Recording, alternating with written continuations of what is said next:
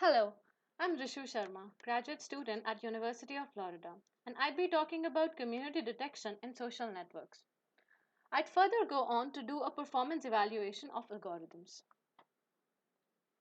This video is a part of my project for pattern recognition course EEL 6825. I'd like to begin with expressing my gratitude to my course instructor, Dr. Taping Wu, for providing me the opportunity to work on this project. Let's start by discussing the outline of the rest of the presentation. First, we are going to look into types of networks around us. Second, we'll look at the reasons behind observing and studying underlying patterns in networks. Then, we'd go to Introduction to Graph Theory Basics. And after that, we'd cover concepts of clustering and partitioning using Community Detection Toolbox in MATLAB. Once we are done with that, we would see how to work with network and graph datasets. Then, we jump onto designing classifiers for community detection and evaluating their performance.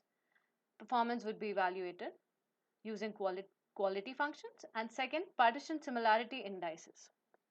The next step would be decision making to select a classifier for the given data set, and then clustering the network graph based on that classifier. And finally, when we are done with all this, we would conclude. So let's talk about types of complex networks around us. In today's world, we are surrounded by complex networks. More often than not, these real world networks are not a random scatter of data points or nodes. These are connected to each other, and there's a fair correlation between their functionalities. These graphs contain hidden information and encoded pattern in the macroscopic topology.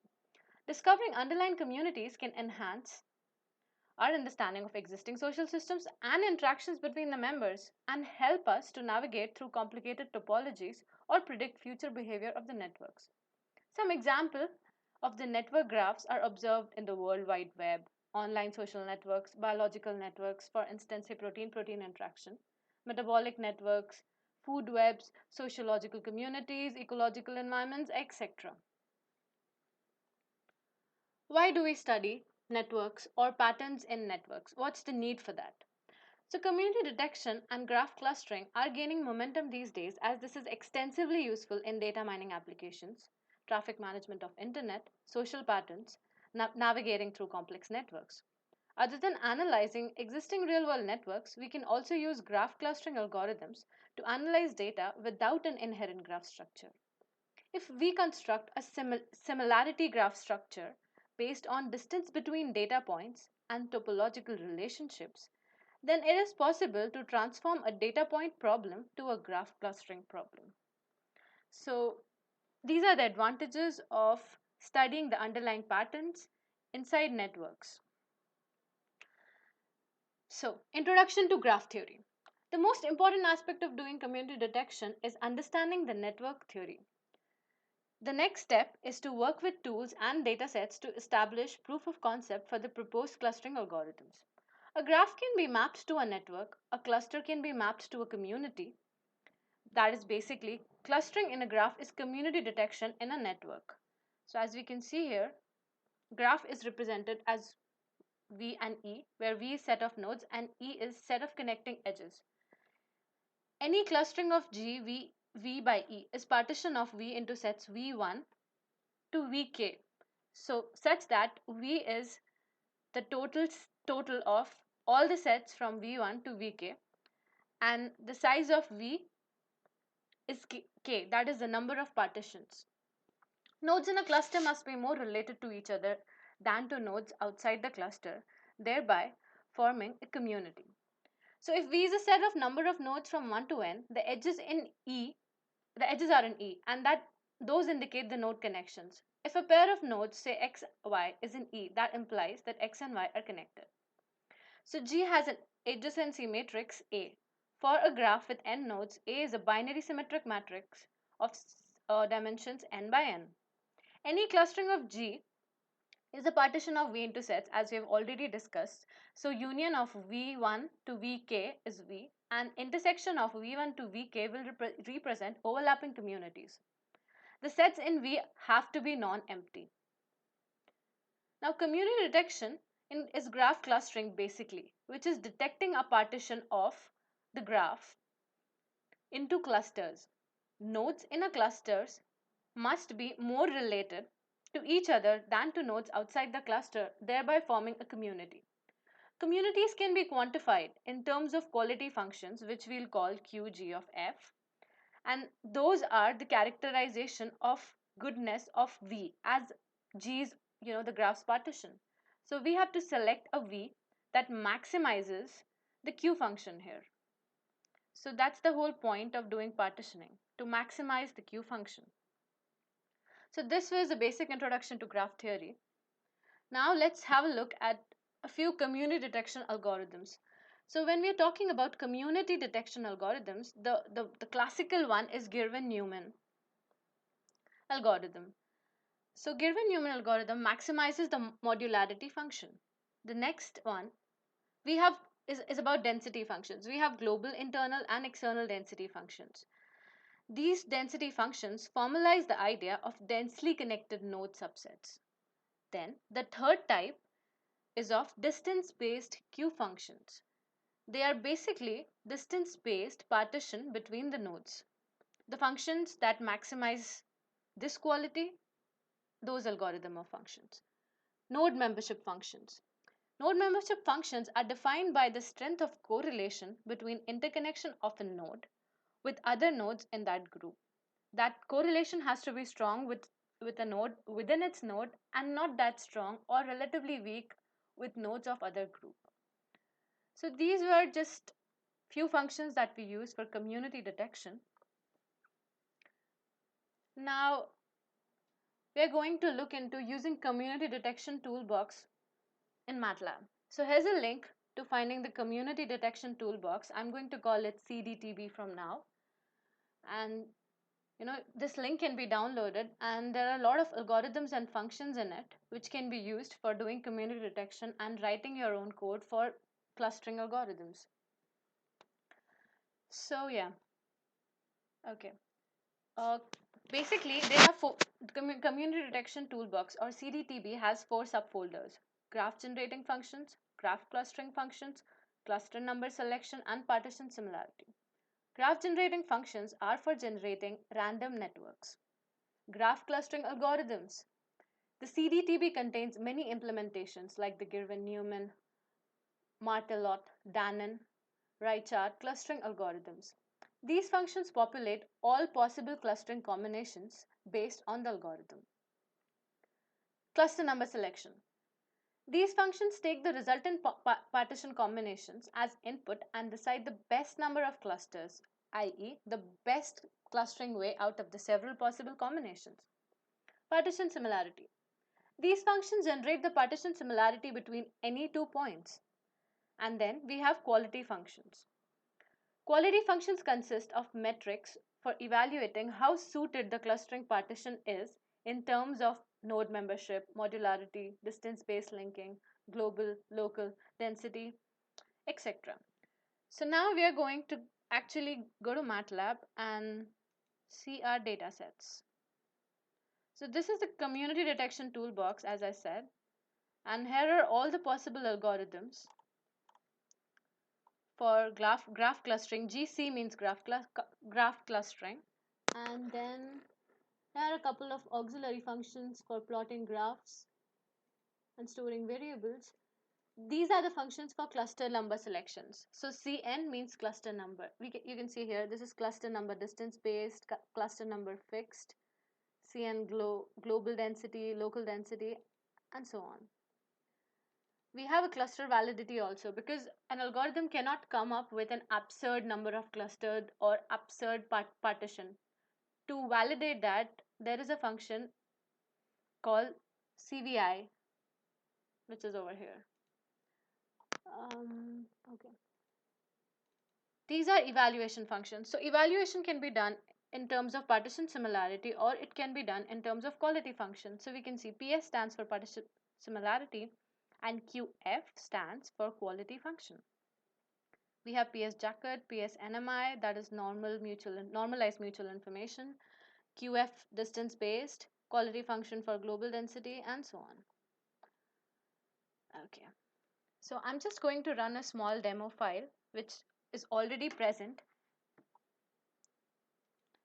So this is how we start with using the cdtb. We have to make sure that we are always in the root directory. And there is a file here for adding paths. I have to run this first so that all these directories get loaded. Okay. Now I'm just going to run a simple demo file which is already present in cdtb so that we get a little comfortable with this tool. Let's go to experiments. So this looks good to me. So again, while running this, it has to be from the root. So I'm going to go back to root. Let's run this. So yeah, this is a simple graph partitioning technique. So there was a graph that was being generated with this graph generator given Newman randomly, and we ran a graph clustering modularity maximization function on it. This A is adjacency matrix, V naught is the partitioning, N is the length of partition, and K is maximum number of partitions possible. So V is what the graph clustering algorithm gives us, and V naught is basically the randomized partition that was generated with the graph generating function itself. So if we compare V and V naught, that is the randomly generated partition and the partition we got from modularity maximization function, we can clearly see that it looks pretty similar. So in order to understand how similar it actually looks, it's just the same thing with only the difference of modulo. They are classifying it in a similar way, but it's just modulo. So this is a partitioning similarity metric called PSNMI, normalized mutual information. There are a lot of codes here in experiments. Running through all these would give us a better understanding of how the community detection toolbox works. Okay. Now I'm going to run one GUI example as well. So for running the GUI example, I go to experiment. So I have to run GUI.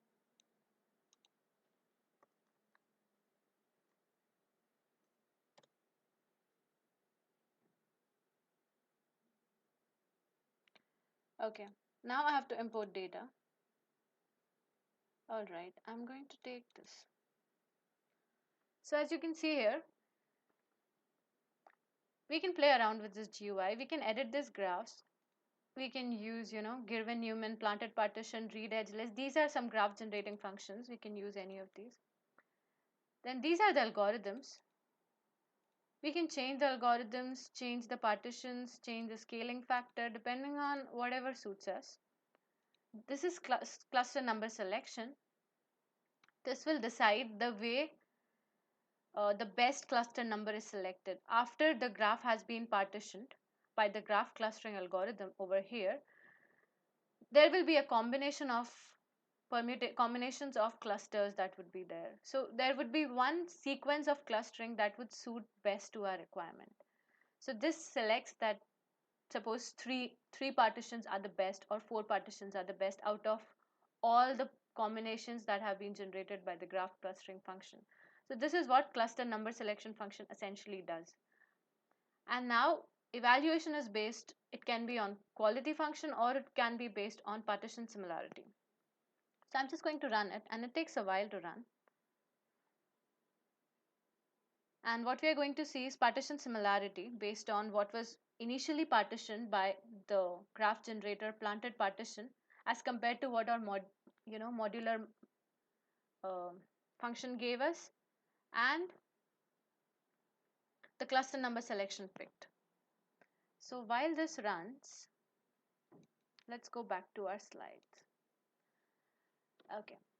So yeah, it's good that we have random graph generator inside. But what if we want to run, clustering algorithms on data sets we have? So I'm going to talk next about using data sets in CDTB. Okay, let's see if okay, it's still 85.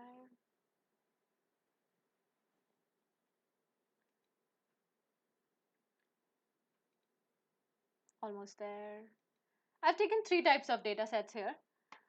Zachary's Karate Club, Chesapeake Bay Biodiversity, and Dolphins Community Structure. So these three data sets are linked in very different ways. Zachary's Karate Club is a social club which got split later. Chesapeake Bay Biodiversity is about a biodiversity ecological environment, and Dolphins Community Structure is community structure of dolphins. So let's see if the GUI is working. Okay, so yeah. Mm,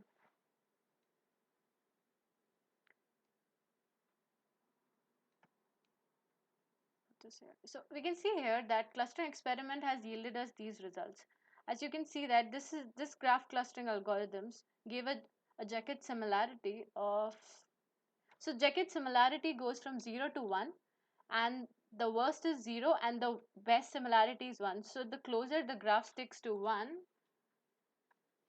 the better the similarity between the two partitions is. So from this it's clear that the best similarity obtained is GC modular function 1, modularity maximization function 1, and the spectral clustering function 1. These two give the best partition that the random GG planted, graph generator planted partition gave us.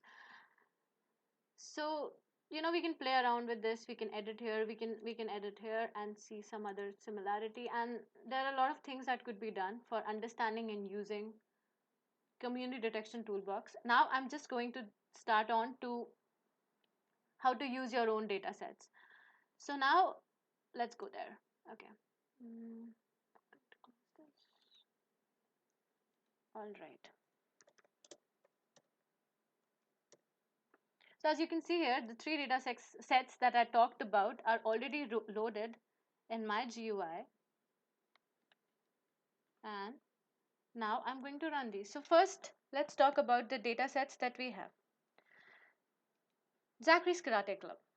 We visualize the friendship between members of the original club. We can predict the two underlying communities being formed based on modularity. Later, when the club split in two, the members chose their respective factions based on their number of friends. Sociologist Wayne Zachary was studying the club's friendship when the split occurred, and he realized that he might have been able to predict the split in advance. So, the Karate Club forms a classical benchmark example for observing clustering algorithms.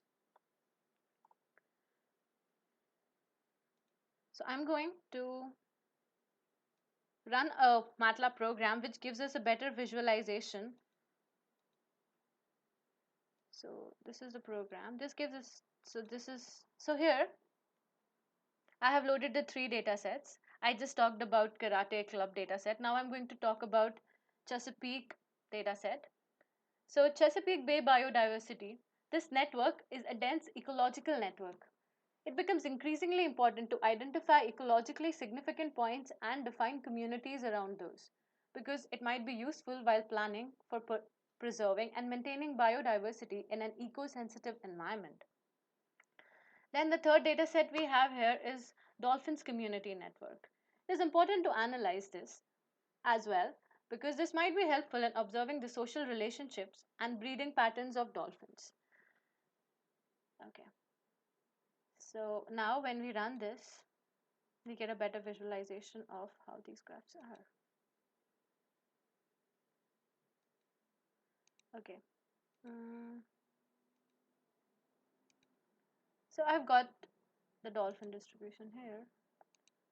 So this is Zachary's Karate Club. This is how the network actually looks like. These are the nodes and these are the edges. So these are the members and these are the friendships or the connections.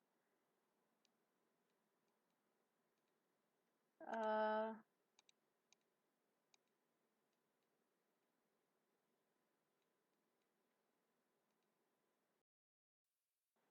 okay. So this is how the Zachary's Karate Club network looks like. Now this is the adjacency matrix of Zachary's Karate Club. So adjacency matrix is just the relationship of the nodes, the sets of the nodes that are connected. So the yellow dots that we see here are ones and the blue dots that we see here are zeros. So the thing is that for an element of this matrix to be A, it's like suppose like 1 comma 2 is 1. This means that 1 and 2 are connected to each other. And if they're not connected, it would be 0. That's how adjacency matrices are formed. I'm using these data sets from these are Newman data sets that I found on the website, CISC UFL's website, and I'm using these data sets. So we get these data sets in, I'm going to explain the code a bit and then we'll jump onto figures again. Okay, so as you can see here that this is a mat file and this was in the form of a sparse matrix. I have to first convert it to a full matrix, that is my adjacency matrix, and then I have to plot a graph, which was this, using the graph function, and then I'm plotting the adjacency matrix with this particular command, which is this. And finally, in order to understand the distribution of connections for these members, I'm just plotting a graph. I'm just plotting the connections, like the connections versus the nodes, by using degree, and that is this. So I have done the same thing for all the three data sets. This is Chesapeake network. As you can see, this is densely connected. And the adjacency matrix looks like this, and the distribution is like this. So in Zachary's Karate Club, we had two nodes which had maximum number of connections. So it might not be difficult to see the split that was impending in Zachary's Karate Club, but that's not the case here. And now we'll go to the third, that is the dolphins community. The dolphins community network. So this is a community of dolphins, and this is how the graph looks like. And these are the number of relationships, social relationships, and these are the number of dolphins. So as you can see, it's very scattered. There is no way we can understand how the clusters would be. So these things just help us in visualizing graphs better. Now I'm just going to go to making the classifiers. So classifiers. So I'm going to define 6 classifiers now, and they're going to do quality function analysis and then partition similarity analysis, and then we are going to pick a classifier for clustering. So I'm going to run it again. This is my clustering classifiers. I'm going to explain this code a bit and then we're going to run it. So I've loaded the 3 files, and depending on whatever community you want, you can pick here. Suppose you want karate, then this would run for karate. You have to uncomment this. This is Chesapeake, this is dolphins. So the first classifier has your GCAFG functions. This is Murtalot's implementation. This is node. So and the cluster number selection function I've picked is node membership function. So these two together form a good classifier for these two algorithms together for community detection. This KBST is the best clustering, and we are going to plot the best clustering. This is going to plot the cluster that we get from classifier 1. These are the Q functions. This is node membership, this is modularity maximization, this is distance based, this is global density. And similarly for all other classifiers. Second classifier has graph clustering algorithm as local density function, and the clustering selection one as clustering number fixed. So I'm fixing the clustering number here as k. The next one is GC modular maximization, that is graph clustering modular maximization, and this is coupled with my clustering number distance based function. The next classifier has graph clustering as spectral clustering and clustering number selection as global density function. Fifth one has graph clustering as nodal membership and the cluster numbering as modularity. And the last classifier has Dannon's functions for graph clustering and local density function for cluster number selection. All right, so I'm going to run this. So this is how it is.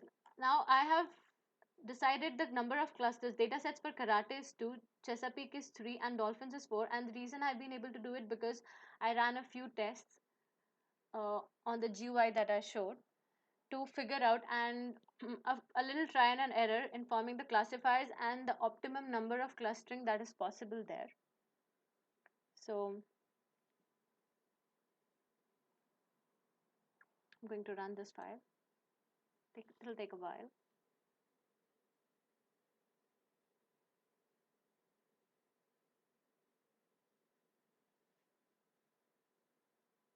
Okay. So as you can see here that I run it for Chesapeake. Okay, sorry, I ran it for dolphins. And for dolphins, most of my classifiers are giving me the result as 4 cluster numbers. So the thing is that clustering classifiers, the first one gives a k. This one doesn't define a k. So this one picked 4 depending on the clustering pattern. Here we define k as 4. In classifier 3 again we did not define the cluster number. Classifier 4 we defined it. 5 we defined it.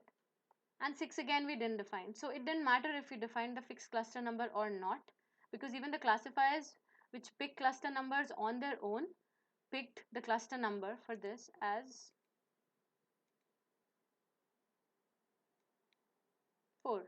So this is how it looks. And now,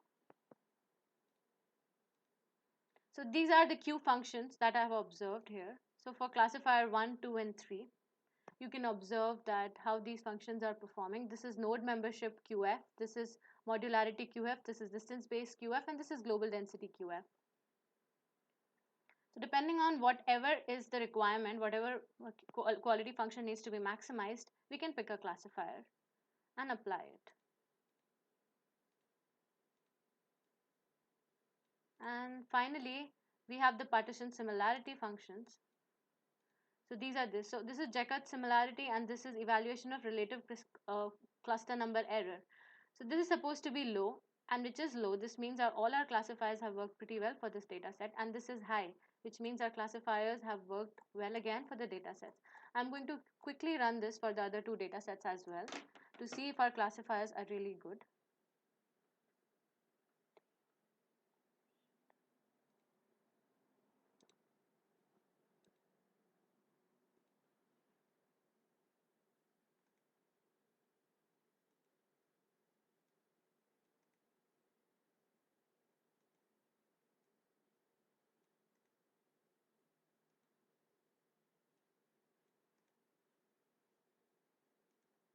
Okay, let's run it for Chesapeake.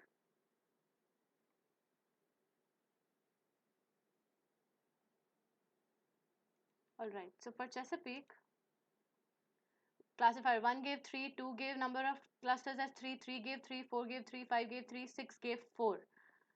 So this is how our QF quality functions look like for this set of data.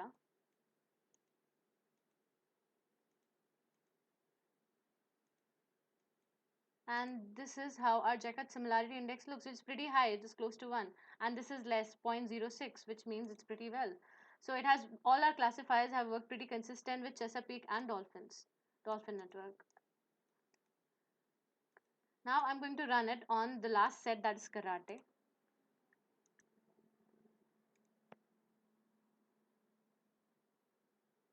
Let's run it quickly.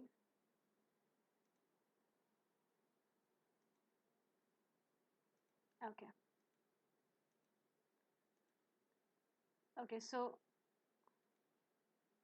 this has given me cluster number 2. Classifier 1 and 2 give me 2 cluster numbers, but third classifier gives me 4 cluster numbers. 4 and 5 also give me 2 cluster numbers, but 6 gives me 4 cluster numbers again. So these 2 classifiers are giving me 4 cluster numbers. So they see 4 cluster patterns, 4 subgraphs, but these see only 2. So let's see how our QF functions are doing.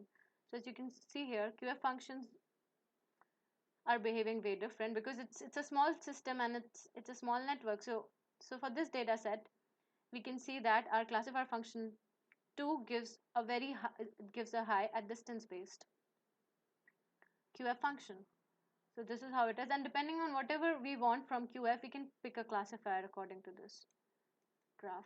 And then the last one is our partition similarity index. So here the thing is our partition similarity, the checkered similarity is zero point 0.6, which is not bad, but the cluster number error is bad because it's 0.33, which is a little high for normal. But so the thing is that our classifiers have worked good, but could have been better. So the thing is here, one more thing is that I have to take one partition from one classifier as an input. So you can decide that and change it if you want.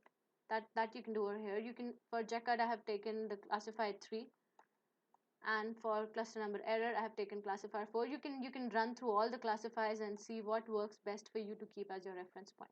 So after we are done with this, I'm going to go on to the next. So we have looked at the classifiers and performance, and now we are going to look at, I'm going to pick a classifier for each of these and make clusters and see how those clusters look like. So first I'll go to the karate cluster. So yeah, while considering karate classify, I considered classify 2 here because if you remember seeing for we had high distance functions. It gave consistently high for distance q function, and we know that the club split in two. So this classifier works good for it. So I have just picked this classifier and let's see what I get. So what I've done here is just use this classifier for this data set and wrote this code to plot the clustering graph.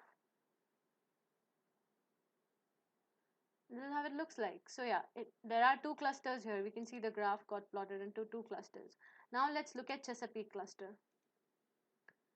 So for Chesapeake cluster, it's a biodiversity network, and classifier 1, I considered classifier 1 because that was performing optimally with all the 4 Q functions when I ran the test for several times.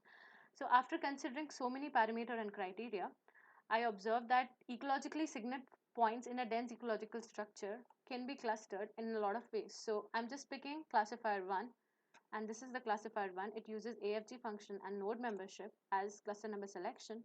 Now let's see what happens here. So we get 3 clusters as predicted. Now the last one is our dolphins. So for dolphin community, classifier 5 is considered because it works optimally with all the 4 functions in the graph. And several parameters and criteria must be considered again to observe social relationships and breeding patterns in dolphin communities. I'm going to run this, and we should get 4. Okay, so yeah, we get 4 clusters. Here I've taken node membership as the graph clustering and maximization of modularity as cluster number selection. Okay, so this is what we see. This is so what I did is I picked up the classifiers, used the different combinations of functions to make my own classifiers, and study them and analyze them over different Q functions and partition similarity indices, and ran them over 3 different very diverse kind of data sets to see if my classifiers work well. And this is the result that we get by clustering the graphs, and the classifiers have been pretty consistent. So it seems that the classifiers were defined well. So this way it's very easy to define your own classifiers and do the clustering and grouping operation on graphs. So this was it. I'd just like to conclude by saying that the information about decision making, over selecting a particular classified can be decided in a number of ways. A lot of research is currently going on in the field of clustering, and a lot more work is required since problems related to clustering are NP hard for a highly concentrated network. So more work needs to be done in that area, and also between communities, the ones which have time parameter dependent dynamic networks. So that was all. Thank you for watching this video. I hope you enjoyed it.